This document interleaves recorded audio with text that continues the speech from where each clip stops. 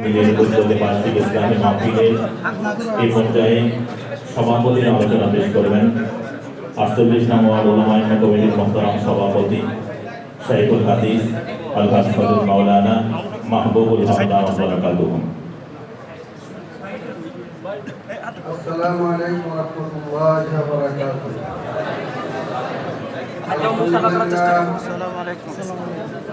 আলহামদুলিল্লাহিল্লাযী ইসতাফা أما بعد فأعوذ بالله من الشيطان الرجيم بسم الله الرحمن الرحيم